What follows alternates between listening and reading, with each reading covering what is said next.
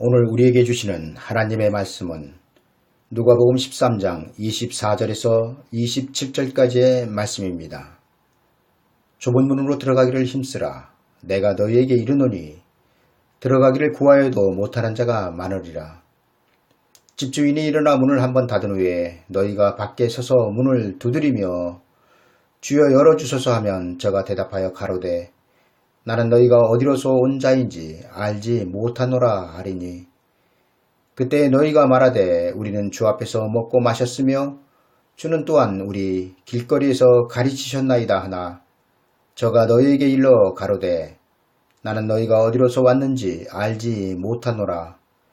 행악하는 모든 자들아 나를 떠나 가라 하리라. 좁은 문으로 들어가라는 말씀은 이 시대 교회가 가장 크게 오해하여 전하는 말씀 중에 대표적이라고 할 수 있습니다. 그 이유는 좁은 문으로 들어가라는 말씀은 세상 사람들에게 하시는 말씀이 아니라 이미 구원의 은혜 안에 들어온 성도들에게 하시는 말씀이기 때문입니다. 마태복음 7장의 좁은 문으로 들어가라는 말씀은 세상 사람들과 성도들이 가는 길이 다르다는 말씀이 아닙니다. 세상 사람들이 가는 길은 넓고 멸망의 길이 분명하지만 마태복음 7장의 말씀은 이런 뜻에서 하신 말씀이 아닙니다. 또한 구원을 얻고 이 세상에서 사는 성도들의 삶이 깨끗해야 된다는 말씀도 아니라는 사실입니다. 좁은 문으로 들어가라는 설교 제목으로 설교하는 목사들의 대표적인 설교 내용은 세상 사람들과 성도들이 가는 길은 다르다는 것이며 구원을 얻은 자들은 세상 사람들처럼 살지 말아야 한다는 이 두 가지 설교에서 벗어나지 못하고 있습니다. 물론 이 말들이 전혀 틀린 말은 아니지만 그러나 저는 오늘 예수 그리스도께서 말씀하신 좁은 문으로 들어가라의 본질이 무엇인지를 말씀드리고자 합니다. 많은 목사들은 성도들에게 강조하여 이르는 말이 구원을 얻은 자라도 개차반으로 살면 천국에 들어가지 못한다고 말합니다. 목사들이 이런 말을 하면은 그 양떼들을 잘 양육하여 열매로 결실되게 하고자 함일 것입니다. 그리고 나태하고 예수 그리스도를 믿지만 그 생활의 신앙 우선순위가 아닌 사람들에게 경각심을 불러일으켜 성도로서의 삶을 살 수 있도록 하기 위함일 것입니다.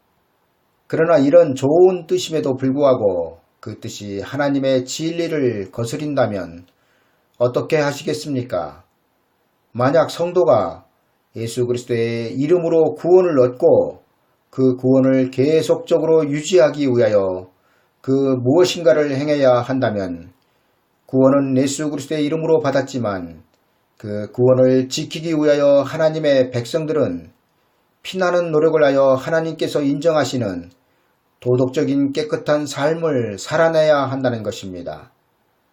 만약 이것이 구원을 얻는 조건이라면 이 구원은 분명하게 창조주와 피조물의 합작품일 것입니다. 그리고 성경에서 기록된 주 예수를 믿으라. 그리하면 너와 내 집이 구원을 얻으리라. 누구든지 주의 이름을 부르는 자는 구원을 얻으리니의 말씀은 거짓말이 될 것입니다. 그러나 성경은 단언하여 말씀하시길 구원은 하나님의 전권이며 절대적인 주권이라고 기록하고 있으며 행함이 아니라 예수 그리스도의 은혜로 말미암아 구원을 받는다고 기록하고 있습니다. 성경은 하나님의 아들 독생자 예수 그리스도를 통하여 오는 구원은 피조물과는 전혀 상관이 없이 이루어진 전적인 하나님의 은혜요 사랑이라고 증거하고 있습니다. 그런데 피조물과는 전혀 상관없이 이루어지는 구원을 예수 그리스도를 믿는 자들의 거룩한 삶을 구원과 연관시켜 말한다면 이는 예수 그리스도께서 그 육체를 통하여 이루신 구원을 심히도 폄하하는 것이며 욕되게 하는 것이며 예수 그리스도를 거짓말쟁이로 만들고 있다는 사실입니다. 성경은 피조물이 구원을 얻는 조건에 대하여 단 한 가지만 요구하고 있습니다. 그것은 바로 피조물의 창조주가 되시는 예수 그리스도를 믿는 것입니다. 그리고 그 이유에 대하여 성경은 이렇게 증거하고 있습니다. 예수 그리스도는 자기를 믿는 모든 자에게 영원한 구원의 근원이 되시기 때문이다라고 증거하고 있다는 것입니다. 이는 피조물이 구원을 얻으면은 오직 예수 그리스도의 이름을 통해서만 가능하다는 것입니다. 그리고 하나님은 그 아들 독생자 예수 그리스도를 통하여 이루신 그 구원을 창세 전에 계획하셨다는 것입니다. 하나님은 창세 전의 계획인 하나님의 전적인 은혜로 그 형상인 사람들을 구원하신 것이지 성도들의 행한 바 의로운 행위로 말미암지 않았다는 것입니다. 이는 오직 하나님의 긍휼하심을 쫓아 예수 그리스도의 이름으로 죄인들이 죄를 씻음과 성령의 새롭게 하심으로 거듭나 하나님의 자녀가 된다는 것입니다. 여기에는 그 어떠한 피조물의 행한 바 의로운 행위들이 예수 그리스도의 육체를 통하여 이루신 그 구원에 절대로 참여할 수 없다는 것을 성경은 증거하고 있습니다. 그런데 지금 많은 목사들은 예수 그리스도의 이름만으로는 구원을 받을 수 없고 구원의 대상인 피조물들의 의로운 행위가 있어야 구원을 받는다고 가르치고 있다는 것입니다. 그러나 이는 위험천만한 말이며 피조물의 행함과 하나님의 전적인 구원을 연관지어 설교하는 것은 하나님과 원수되게 하는 행위인 것입니다. 성경은 분명하게 누구든지 주의 이름을 부르는 자는 구원을 얻으리라 기록하고 있으며 허물로 죽은 우리를 그리스도와 함께 살리셨고 너희가 은혜로 구원을 얻은 것이라 선언하고 있다는 사실입니다. 또한 성경은 에베소서 2장 8절에서 이렇게 기록하고 있습니다. 너희가 그 은혜를 인하여 믿음으로 말미암아 구원을 얻었나니 이것이 너희에게서 난 것이 아니요 하나님의 선물이라. 행위에서 난 것이 아니니 이는 누구든지 자랑치 못하게 함이니라. 예수 그리스도의 좁은 문으로 들어가라는 말씀은 구원과 직결되는 말씀입니다. 그런데 문제는 구원과 직결되는 문이 좁은 문이며 또한 아무나 들어갈 수 없다는 것입니다. 성경은 분명하게 좁은 문은 구원의 문이며 그 문으로 들어가기 위해서는 성경에서 말씀하고 있는 일정한 자격을 갖춰야 들어갈 수 있다고 말씀하고 있습니다. 더욱이 성경은 너희에게 이르노니 들어가기를 구하여도 못하는 자가 많으리라 말씀하고 있습니다.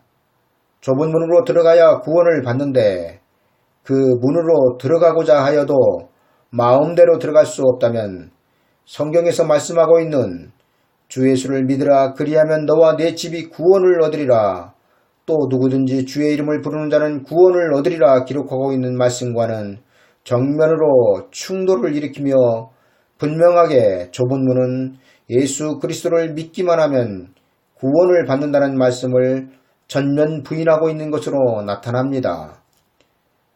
그러나 율법은 복음을 부인할 수 없으며 또한 좁은 문은 넓은 문을 부인하거나 부정할 수 없습니다. 왜냐하면 이는 다 하나님의 입으로부터 나온 말씀이며 이 말씀들은 다 선하기 때문입니다. 마태복음에는 좁은 문으로 들어가라 멸망으로 인도하는 문은 크고 그 길이 넓어 그리로 들어가는 자가 많다라고 기록하고 있습니다. 이 말씀으로 볼 때 구원을 받기 위해서는 반드시 좁은 문으로 들어가야 합니다. 왜냐하면 넓은 문은 멸망으로 인도하는 문이기 때문입니다. 따라서 우리는 성경에서 말씀하고 있는 구원으로 인도하는 좁은 문이 어떤 문이며 또 멸망으로 인도하는 크고 넓은 문은 어떤 문인지 반드시 알아야 합니다. 만약 이분들이 어떤 문인지 알지 못한다면 구원에 대해 심각한 오류가 있으며 그 오류로 인하여 구원을 받지 못하는 결과를 가져올 것이기 때문입니다. 그러나 참으로 안타깝게도 지금 이 시대 목사들은 구원의 문인 좁은 문에 대하여 성경과 전혀 맞지 않는 성경에서 말씀하시고자 하는 내용과는 너무나 동떨어진 말들로 설교를 하고 있다는 사실입니다. 이는 결과적으로 그 맡은 양떼들을 죽이는 쑥물이 될 것이며 미혹의 말이 될 것입니다. 어떤 분들은 그래 너 잘났다 하시는 분들도 있겠지만 이는 성경이 증거하고 있는 분명한 사실들이며 증거들임을 알아야 합니다.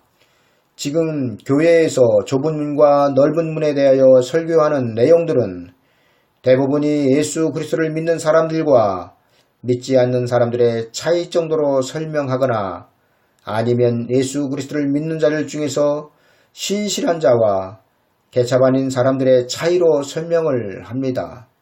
예를 들어 세상 사람들이 가는 문은 넓은 문이며 구원을 받지 못하는 문이다. 그러나 예수 그리스도를 믿는 사람들은 좁은 문으로 들어가는 사람들이며 여기에는 구원이 있다고 설교를 합니다. 하지만 누가복음 13장에서 말씀하고 있는 좁은 문은 이런 세상 사람과 비교하는 좁은 문과 넓은 문이 아닙니다.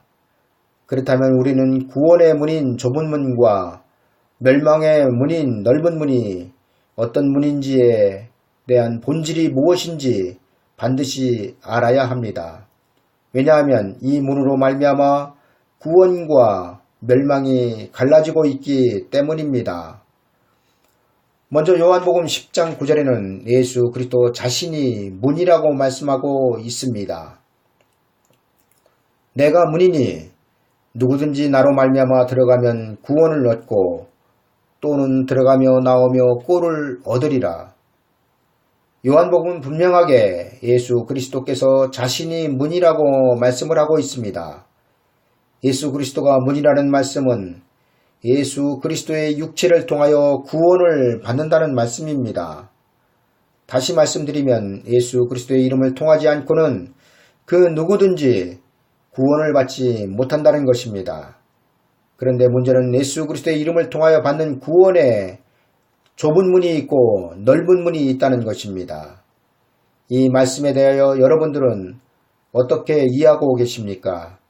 대부분의 설교 내용들처럼 좁은 문은 신실한 그리스도인들이 들어가는 문이고 넓은 문은 개차반인 그리스도인들이나 세상 사람들이 들어가는 문으로 생각을 하십니까?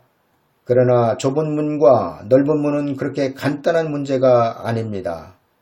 그렇게 간단한 문제라면 성경이 좁은 문은 구원이고 넓은 문은 멸망이라고 말씀하시지 않으셨을 것입니다. 그렇다면 좁은 문과 넓은 문은 무엇을 말씀하고 있는 것일까요? 이 말씀이 복잡하고 이해하기 힘들지만 간단히 말씀드리면 구원의 문이 두 개라는 것입니다. 들으시는 분들은 어리둥절하시겠지만 분명하게 성경은 구원의 문이 두 개라고 증거하고 있습니다. 그리고 성경에서 두 개의 문으로 증거하고 있는 넓고 큰 문은 영혼 구원의 문이며 좁고 협착한 문은 영육 구원의 문이라고 증거하고 있다는 사실입니다. 먼저 크고 넓은 문에 대하여 말씀을 드리겠습니다. 하나님은 태초의 태초, 즉 천지가 하나님께로부터 지음을 받기 전 하나님의 아들 독생자 예수 그리스도를 통하여 그 형상과 모양으로 창조하신 인생들을 구원하실 계획을 하셨습니다. 그리고 그 계획에 의하여 천지는 창조된 것입니다. 따라서 태초부터 종말까지 하나님의 완전한 계획 속에 천지가 지음을 받았다는 것입니다. 이는 마귀의 기원이 타락한 천사장이었다는 것을 전면 부인하는 것이며 지금 천국과 지옥을 갔다 왔다고 말하는 자들을 거짓말쟁이로 만드는 말씀입니다. 성경이 왜 천사장 루시퍼가 타락하여 마귀가 되었다는 것을 부인할까요? 그 이유는 타락한 천사가 마귀의 기원이라면 하나님의 전능성과 창조의 계획이 천지를 창조하시기 그 이전이었다고 기록하고 있는 성경이 거짓말이기 때문입니다. 하나님의 역사에서 악의 기원이 착한 천사장이었던 루시퍼로부터 시작된다면 하나님은 천사장의 반란을 예상하지 못한 무능한 하나님이 되시는 것이며 또한 에덴 동산을 뱀의 미혹으로부터 지켜내시지 못하고 인류를 악의 도가니로 몰아넣으신 장본인이 되신다는 것을 알아야 합니다. 하나님의 창조의 계획 속에 악이 없었다고 생각해 보십시오. 만약 그렇다면 천사장 루시퍼는 하나님을 속인 자이며 하나님은 천사장에게 속아 그 아들 독생자 예수 그리스도를 사람의 모양으로 보내신 꼴이 되는 것입니다. 왜냐하면 하나님의 역사에 착한 천사들만 존재하였기 때문입니다. 그리고 성경이 천국과 지옥을 갔다 왔다고 말하는 사람들의 간증을 전면 부인하고 있는 것은 성경은 아직 천국과 지옥은 완성되지 않았으며 그 완성되지 않은 천국과 지옥에는 하나님의 형상과 모양으로 지음을 받은 사람은 단 한 사람도 아직 들어가지 않았기 때문입니다. 여러분, 지금 사람이 죽으면 어디로 가나요? 천국과 지옥으로 가나요? 아니면 낙원과 음부로 가나요? 제가 이렇게 말씀드리면 낙원이 천국이고 천국이 낙원이지 이 사람 지금 무슨 정신 나간 소리를 하는가 말씀하실 분도 있을 것입니다. 그러나 우리는 성경에서 증거하고 있는 낙원과 천국 그리고 음부와 지옥을 분별할 줄 알아야 합니다. 왜냐하면 죽어서 가는 낙원과 천국은 다르기 때문입니다. 만약 죽은 자가 천국에 간다면 이 또한 하나님을 거짓말쟁이로 만드는 것입니다. 왜냐하면 성경은 분명하게 천국은 예수 그리스도께서 재림하셔서 이루어지는 곳이며 사람의 영혼만은 들어갈 수 없는 곳이기 때문입니다. 성경에서 증거하고 있는 천국은 반드시 그 육체가 부활해야 들어가는 최종적인 하나님의 나라이며 성경은 부활하여 하늘로 올라간 자는 부활의 첫 열매인 예수 그리스도 뿐이라고 증거하고 있다는 사실입니다. 그리고 지옥 또한 사람의 영혼만 가는 곳이 아님을 성경은 증거하고 있습니다. 지옥은 하나님의 최종적인 형벌의 장소입니다. 이곳에는 천국처럼 사람의 영혼만이 아니라 육체가 부활해야 들어가는 곳입니다. 성경이 이렇게 명백하게 증거하고 있는데도 지금 교회의 진리는 천사장 루시퍼가 악의 기원이며 마귀라고 가르치고 있으며 낙원과 음부, 천국과 지옥조차 구별하지 못하고 있는 실정인 것입니다. 그렇다면 지금까지 설명을 드린 내용들과 예수 그리스도께서 말씀하신 멸망으로 인도하는 넓은 문은 어떤 관계가 있는가를 말씀드리면 그것은 바로 넓은 문의 구원의 때에는 하나님께서 이 모든 것들을 용납하신다는 것입니다. 즉 영원구원의 때에는 이런 오류들에 대하여 하나님께서 용납을 하셨지만 영원구원을 넘어 사람의 육체를 구원하시기 위하여 예수 그리스도께서 재림하시는 때에는 이런 것들이 그 앞에서 용납되지 않으며 불법이 된다는 것입니다. 저는 앞에서도 잠깐 말씀을 드렸지만 예수 그리스도께서 말씀하신 넓고 큰 문은 영원구원의 문이라고 말씀드렸습니다. 그렇다면 왜 영원구원의 문이 넓고 큰 문인지 성경을 통하여 검증받아야 합니다. 이에 저는 몇 구절의 성경을 들어 은혜의 때에 영원구원은 그 대상에 제한이 없다는 것을 말씀드리겠습니다.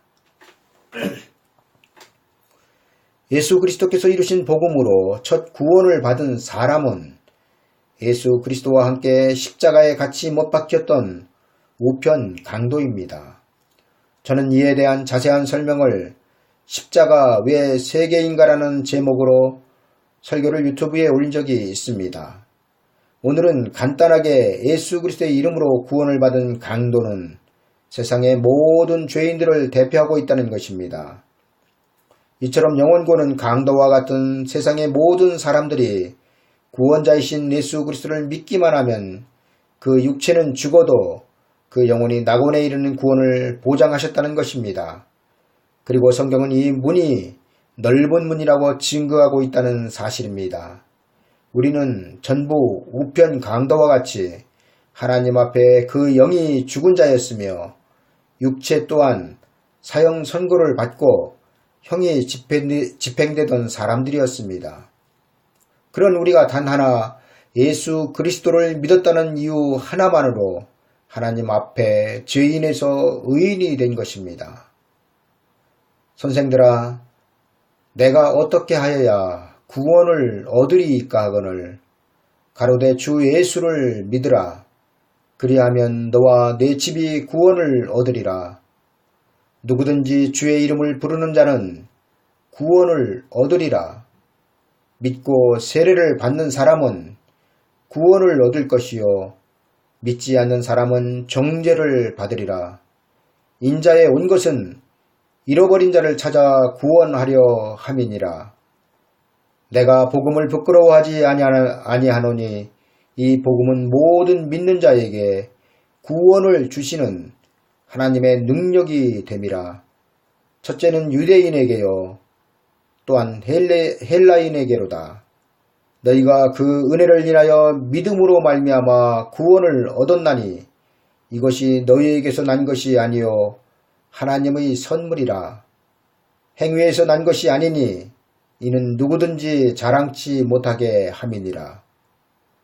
성경은 결정적으로 영원 구원의 복음인 천국 복음이 크고 넓은 문이라고 로마서 10장 10절에서 13절에 이렇게 증거하고 있습니다. 사람이 마음으로 믿어 의에 이르고 입으로 시인하여 구원에 이르느니라. 성경에 이르되 누구든지 저를 믿는 자는 부끄러움을 당하지 아니하리라 하니 유대인이나 헬라인이나 차별이 없음이라. 한 주께서 모든 사람의 주가 되사 저를 부르는 모든 사람에게 부요하시도다. 누구든지 주의 이름을 부르는 자는 구원을 얻으리라. 예수 그리스도의 초림의 복음인 천국 복음은 영원 구원의 복음으로 성경은 이를 요한복음 11장 25절에서 죽어도 산다고 말씀하고 있습니다. 그렇습니다. 우리는 지금 예수 그리스도를 믿고 죽은 자들의 영혼은 부활 때 그 부활한 몸으로 반드시 천국으로 들어갈 것을 믿고 있습니다. 우리가 왜 그렇게 믿고 있습니까? 우리가 그렇게 믿는 이유는 성경이 이를 보증하고 있기 때문입니다. 이처럼 영원군의 천국 복음은 아브라함의 혈통들만 알던 율법에서 혈통과 나라와 민족을 초월하여 전 세계 모든 인류를 구원하고 남을 하나님의 능력이란 사실입니다. 사람이 내 말을 듣고 지키지 아니할지라도 내가 저를 심판하지 아니하노라. 내가 온 것은 세상을 심판하려 함이 아니요 세상을 구원하려 함이로다. 여러분, 세상을 구원하시려는 그 문이 좁은 문이라고 믿으십니까? 아니요. 하나님께서 그 아들 독생자 예수 그리스도의 육체를 통하여 세상을 구원하시는 그 문은 넓고도 넓으며 크고도 크다는 사실을 알아야 합니다. 만약 성경의 한쪽에서는 예수 그리스도께서 그 이름으로 구원하시는 그 문은 넓고 크다고 말씀하시고 또 한편으로는 좁고 협착하다고 말씀하신다면 피조물들은 어느 장단에 춤을 춰야 할지 모를 것입니다. 그러나 분명한 것은 예수 그리스도께서 좁은 문으로 들어가기를 힘쓰라는 말씀은 천국의 문으로 들어가기를 힘쓰라는 말씀이 아니라는 사실을 알아야 합니다. 저는 이에 대하여 앞으로 나더러 주여 주여 하는 자마다라는 제목으로 더 자세한 설명을 드릴 것입니다. 여기에 비하여 좁은 문은 예수 그리스도의 구원의 은혜를 모든 사람에게 베풀지 않는다는 말씀입니다. 왜냐하면 좁은 문의 구원은 넓은 문의 구원과는 그 차원이 다르기 때문입니다. 좁은 문의 구원은 예수 그리스도의 초림으로 이루어지는 구원이 아니라 예수 그리스도의 재림으로 이루어지는 구원이며 이 구원은 은혜의 때의 구원이 아니라 환난의 때의 구원이라는 사실입니다. 이 때문에 구원의 차원이 영원 구원과 영육 간의 구원으로 다르다는 것입니다. 그런데 이런 사실들을 알지 못하는 사람들에 의하여 성경에서 말씀하고 있는 좁은 문은 왜곡되어졌으며 그로 말미암아 성도들은 육체의 구원이 있는지조차 모르고 있다는 사실입니다. 성경에는 예수 그리스도께서 재림하셔서 이루실 그 왕국에 성도들이 육체의 죽음을 경험하지 않고 살아서 그 나라에 들어갈 것을 아주 자세하게 기록하고 있습니다. 그리고 그 나라에 육체의 죽음 없이 들어가기 위하여 가장 먼저 행해야 하는 것이 좁은 문으로 들어가라는 말씀인 것입니다. 예수 그리스도의 초림 당시에 바리새인들과 서기관들은 하나님의 말씀인 율법을 연구하며 하나님의 백성들에게 율법을 가르치는 사람들이었습니다. 그리고 그들은 그 가르침대로 살았습니다. 그들은 율법을 이마와 손목에 메고 다니며 묵상하였습니다. 그러나 예수 그리스도께서 오셨을 때 그들은 예수 그리스도께 칭찬을 받지 못하였습니다. 그 이유가 무엇이었습니까? 그 이유에 대하여 성경은 그들이 하나님의 계획을 몰랐기 때문이라고 말씀하고 있습니다. 그들은 예수 그리스도께서 말씀이 육신이 되어 오실 때가 되었는데도 그들 조상들이 행하던 율례와 법도에 따라 율법을 전하였습니다. 이는 매우 심각한 것으로 지금도 대부분의 목사나 신학자들은 대대로 내려오는 성경 해석에서 벗어나면 이단 취급을 합니다. 그런데 문제는 그 대대로 내려오는 성경의 해석들이 종말에 들어서면서 많은 부분에서 잘못됨이 나타나고 있는데도 깨어있지 못한 사람들은 자기들이 배운 것과 어긋나면 이단으로 몰아가고 있다는 사실입니다. 이는 제사장들과 바리새인 율법사들이 말씀이 육신을 이루시고 이 땅에 오신 예수 그리스도를 이단의 괴수쯤으로 알았다는 것이며 그들은 예수 그리스도를 이단으로 십자가에 처형하였다는 것입니다. 이는 그들이 하나님의 뜻을 알지 못한 무지에서 나온 행동이었습니다. 만약 그들이 예수 그리스도께서 율법의 법궤가 있던 성전을 선택하시지 않고 광야를 선택하셨다는 것을 알았다면 그들의 결과는 달라졌을 것입니다. 그리고 만약 서기관이나 바리새인들이 하나님의 계획과 뜻을 알았다면 그들은 성전에서 나와 세례 요한을 따랐을 것입니다.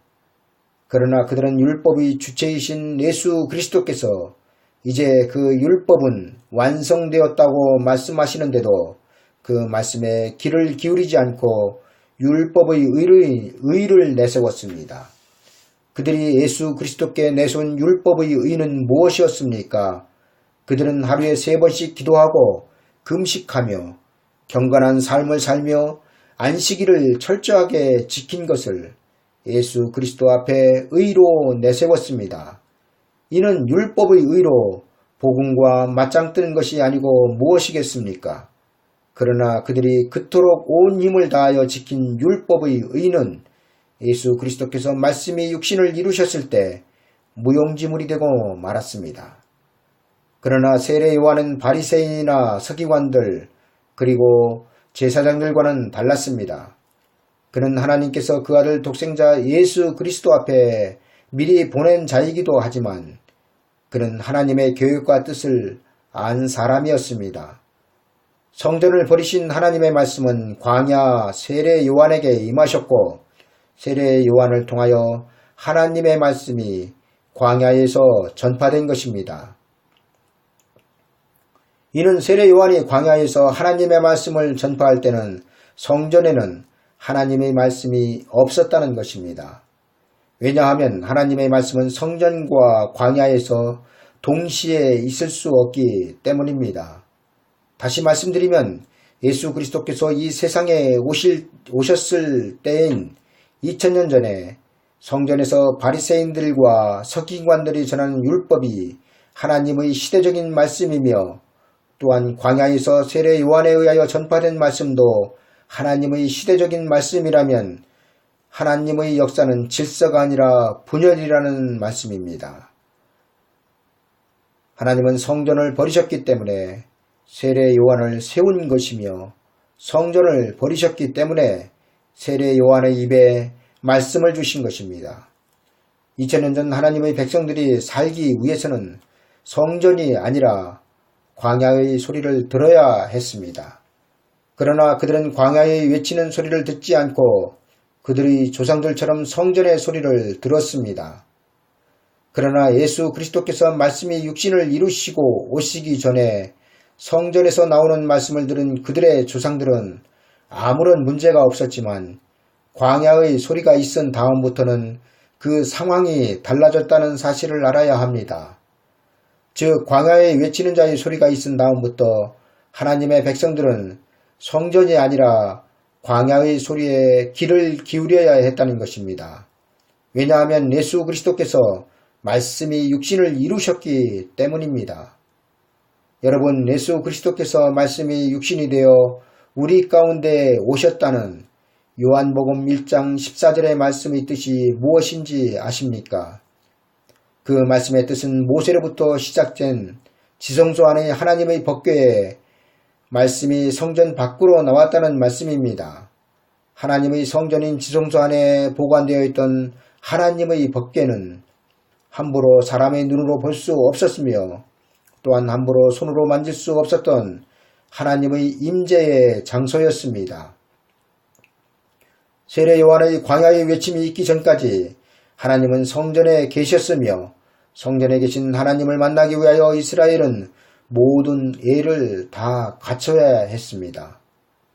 지성소는 1년에 한 번 대제사장만 들어갈 수 있는 장소였습니다. 그리고 제사를 잘못 드렸을 때 그 제사장은 그 자리에서 즉사하였습니다. 여러분, 하나님의 명령에 의하여 만들어진 제사장의 옷에 왜 방울이 달려 있었는지 아십니까? 그 이유는 대제사장이 1년에 한 번씩 들어가 법궤를 향하여 제사할 때의 동선을 파악하기 위함이었습니다.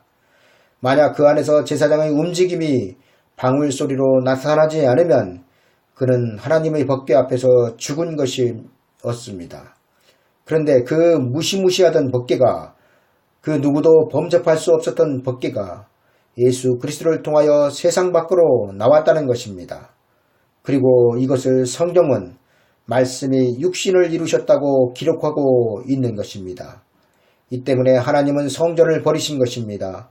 예수 그리스도의 성육신 이후에 성전은 빈 성전, 건물만 있는 성전이 되어버렸기 때문에 하나님은 돌 하나도 돌 위에 남지 않게 무너뜨려 건물 성전의 역할을 영원히 제하여 버리신 것입니다. 따라서 제3성전이니 제4성전이니 하는 건물이 예루살렘에 지어져야 예수 그리스도께서 오신다는 말은 전부 거짓말이며 미혹의 말일 뿐입니다.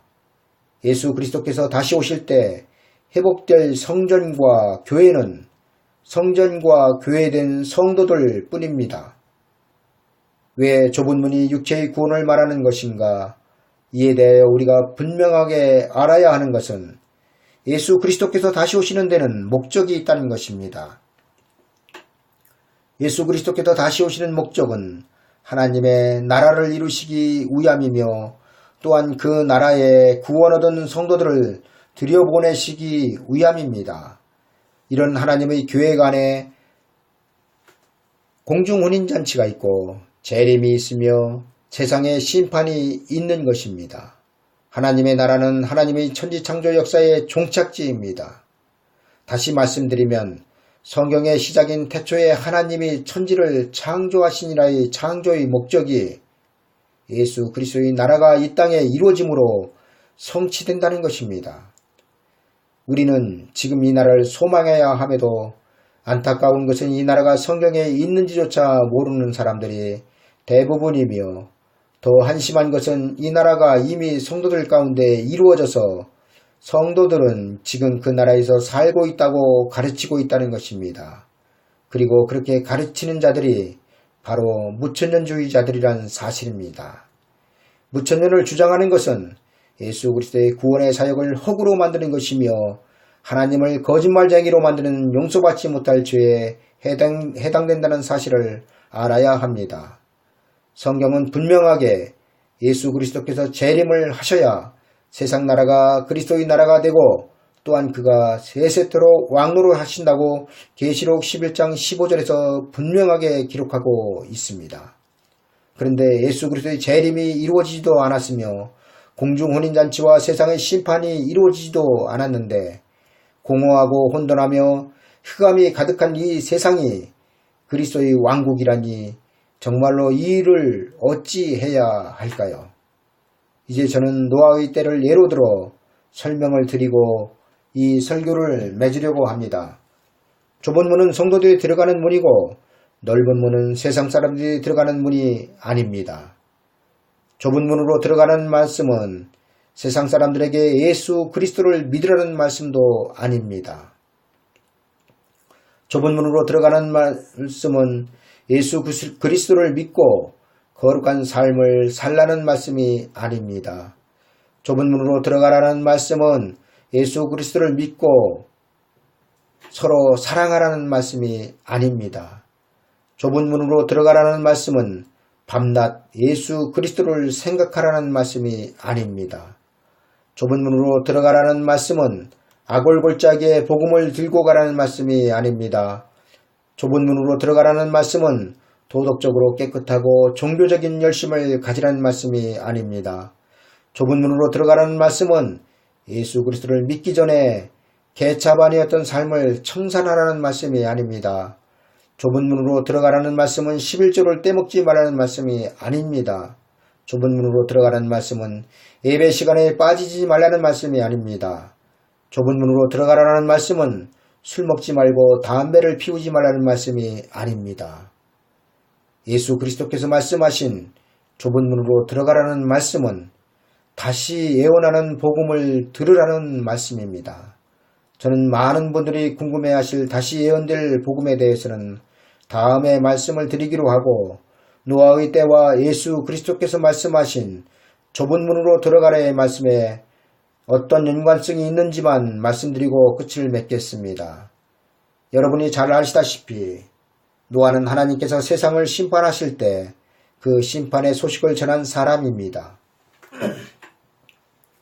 하나님은 노아에게 120년의 시한부 시간을 주시고 홍수 심판을 알리셨습니다.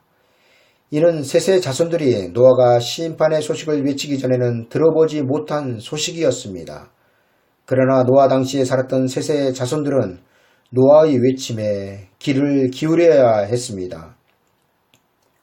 이는 마치 니느웨 사람들이 요나의 목소리에 귀를 기울이고 회개하였듯이 홍수 당시에 살았던 사람들은 노아의 말에 귀를 기울이고 그 소리를 들어야 했다는 것입니다. 그러나 그들은 노아를 통한 하나님의 경고를 듣지 않았습니다. 노아가 심판의 소식을 전하기 전에 셋의 자손들은 하나님의 백성으로서 살아가기만 하면 되는 것이었습니다.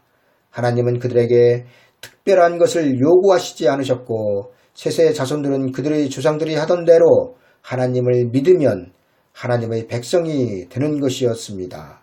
이때는 혈통으로 하나님의 백성이 되는 것이었기 때문에 특별한 것이 없이 하나님의 백성이 되는 것이었습니다. 그러나 노아의 심판의 소식이 전해지기 시작하면서부터는 달라졌습니다. 그들은 그날까지의 믿음을 가지고는 구원을 받지 못하기 때문에 노아의 심판의 소식을 들어야 했다는 것입니다. 이것이 좁은 문으로 들어가라는 예수 그리스도의 말씀의 본질입니다. 노아의 때의 일은 이미 예수 그리스도께서 말씀하셨지만 신약에서도 마찬가지로 동일하게 일어날 일들입니다. 이날까지 성도들은 십자가에 달려 죽으신 예수 그리스도를 믿기만 하면 하나님은 특별한 요구를 하시지 않고 구원하여 주셨습니다. 다시 말씀드리면 성경대로 나시고 성경대로 죽으시고 성경대로 부활하시고 성경대로 하늘로 올라가신 예수 그리스도를 믿기만 하면 구원이 보장되었던 시대가 예수 그리스도께서 오시기 직전까지의 시대란 말씀입니다. 그러나 예수 그리스도께서는 그 자신이 다시 오실 때 특별한 믿음이 없던 그들에게 특별한 믿음을 가지라고 요구하고 계신다는 것입니다. 그리고 예수 그리스도의 그 특별한 요구는 그 백성들에게 영원 구원이 아니라 영육을 구원받기 위한 준비를 하라는 것입니다. 우리가 반드시 좁은 문으로 들어가야 할 이유는 그 문만이 마지막 때 생명으로 인도하는 문이기 때문입니다. 이는 마치 노아의 홍수 때 하나님의 백성들이 노아의 8식구만이 아니었는데 노아의 8식구 외에는 전부 죽었다는 것입니다. 따라서 예수 그리스도께서 다시 오실 때에도 세상에는 수많은 하나님의 백성들이 있지만 예수 그리스도의 마지막 구원에 동참할 성도들은 극히 적다는 것을 성경이 증거하고 있다는 사실입니다. 크고 넓은 문은 멸망으로 인도하는 문이며 이 문으로 들어가는 자는 많습니다. 이는 역설적으로 많은 사람들이 동의하고 아멘으로 화답할 수 있는 설교에는 마지막 때의 구원이 없다는 것입니다. 왜냐하면 구원을 얻는 자가 적기 때문입니다. 다시 말씀드리면 하나님의 백성들이 그들의 목자인 목사들의 설교를 통하여 구원이 결정된다면 마지막 때의 구원에 이르는 설교는 많지 않다는 것입니다. 성경은 믿음은 들음에서 나며 그 들음은 결국에는 구원과 직결된다고 말씀하고 있습니다. 그렇다면 지금 우리에게 가장 필요한 것이 무엇이겠습니까? 그것은 바로 성령이 교회들에게 하시는 말씀을 들을 수 있는 귀가 이 시대 성도들에게 가장 절실하게 필요하다는 것입니다. 계시록 2장과 3장에는 7교회가 나옵니다. 이 7교회는 다른 것으로 해석할 필요가 없습니다. 다른 뜻으로 해석하는 것은 다 잡다한 사람의 소리일 뿐이며 계시록 2장과 3장의 7교회는 마지막 때 예수 그리스도를 영접할 교회를 뜻하고 있습니다. 이 교회는 건물교회가 아니라 예수 그리스도의 이름으로 구원을 받은 교회된 성도들을 말씀하고 있으며 이 교회된 성도들에게 성경은 귀 있는 자는 성령이 교회들에게 하시는 말씀을 들을지어다 경고하고 계신 것입니다. 우리는 하나님의 아들 독생자 예수 그리스도의 이름으로 영원 구원을 받은 성경에서 말씀하고 있는 진정한 교회들입니다. 그렇다면 교회된 우리는 성령이 하시는 말씀을 듣고 육체의 구원을 받을 준비를 하여 예수 그리스도 다시 오실 때 공중으로 들림받아 올라가는 교회가 되어야 할 것입니다. 우리에게 지금 무엇보다 필요한 것은 살아계신 하나님의 말씀과 성령이 교회인 우리에게 뭐라 말씀하시는지에 민감한 반응을 보일 수 있는 귀가 있어야 한다는 것입니다. 우리에게 성령이 교회들에게 하시는 말씀을 들을 수 있는 귀가 없다면 우리는 예수 그리스도 다시 오실 때 심판을 당할 수밖에 없습니다. 이는 은혜의 때의 무조건적인 구원이 보장된 것과는 그 차원이 다른 것이기 때문입니다. 하나님은 이를 노아의 홍수를 통하여 미리 우리에게 보여주셨습니다. 노아의 홍수 때 셋의 자손들이 다 하나님의 백성들이었지만 하나님은 그들을 홍수 심판에서 전부 구원하신 것이 아니라 홍수 심판에 대하여 준비한 자들만 하나님의 심판에서 그 육체를 구원하셨습니다. 그리고 그 홍수 심판의 핵심은 하나님의 백성들이었던 셋의 자손들에게 방주로 들어가라는 것이었습니다. 우리가 지금 진정한 하나님의 마지막 때를 준비하는 사람들이라면 방주 안으로 들어갈 준비를 해야 합니다. 이 말에 어떤 분들은 방주는 예수 그리스도라고 말하겠지만 저 또한 방주가 예수 그리스도라는 말에 이의를 제기하지 않습니다. 다만 구원의 방주가 예수 그리스도임에는 틀림없지만 그 방주가 영원 구원의 방주냐 아니면 영원 육체의 구원의 방주냐는 반드시 따져봐야 한다는 것입니다. 성경은 분명하게 생명으로 들어가는 문은 좁고 들어가는 자가 적다고 증거하고 있습니다. 그리고 그 이유는 찾는 이가 적기 때문이라고 말씀하고 있습니다. 더욱 우리의 가슴을 서늘하게 하는 말씀은 내가 너희에게 이르노니 들어가기를 구하여도 못하는 자가 많으리라는 예수 그리스도의 말씀입니다. 이는 구원자이신 예수 그리스도께서 그 백성들에게 사형 선고를 내리시는 것과 같은 것입니다. 집주인이 일어나 문을 한번 닫은 후에 너희가 밖에 서서 문을 두드리며 주여 열어주소서 하면 저가 대답하여 가로되 나는 너희가 어디로서 온 자인지 알지 못하노라 하리니 문이 닫힌 후에는 집주인이신 예수 그리스도께서 문을 열어주시지 않겠다는 것입니다. 이는 마지막 구원이 끝났다는 말씀입니다. 성경은 디모데전서 2장 4절에서 하나님은 예수 그리스도를 통하여 모든 사람이 구원을 받으며 진리를 아는 데 이르기를 원하신다고 기록하고 있습니다. 그런데 어떻게 한 번 문이 닫히면 끝난다고 말씀하실 수 있을까요? 이는 노아의 때 방주의 문이 닫힌 후 열리지 않았던 것과 맥을 같이 하고 있으며 홍수 이전의 구원과 홍수 이후의 구원이 다르다는 것을 우리는 알아야 합니다. 또한 이스라엘 백성들이 400년 동안 종살이하던 애굽 땅을 떠나 하나님의 약속의 땅으로 향했을 때 그들의 수는 장정만 60만 명이 넘었습니다. 이는 애굽에서 구원하여 내신 큰 문이었습니다. 그러나 노인과 아이들을 포함하여 약 200만 명 이상이나 되는 사람들이 넓은 문을 통하여 출애굽을 하였지만 하나님의 약속의 땅인 좁은 문에는 단 2사람만 들어갔다는 사실입니다. 그리고 그들은 요단강을 건너 하나님의 약속의 땅으로 살아서 들어갔습니다. 이는 예표이며 그 예표가 실제가 되어 우리 눈앞에 펼쳐질 날이 반드시 있다는 사실입니다. 우리 눈앞에 실제로 벌어질 하나님의 역사는 홍수 심판과 출애굽에서 보았듯이 육체의 구원이며 이 육체의 구원의 문이 좁다는 것입니다. 그러나 이에 비하여 노아의 홍수 당시에 하나님의 백성들은 많았으며 애굽에서 출애굽을 한 백성들은 한 나라를 이룰 만한 큰 무리들이었습니다. 그러나 그들은 하나님의 마지막 구원에 동참하지 못하였습니다.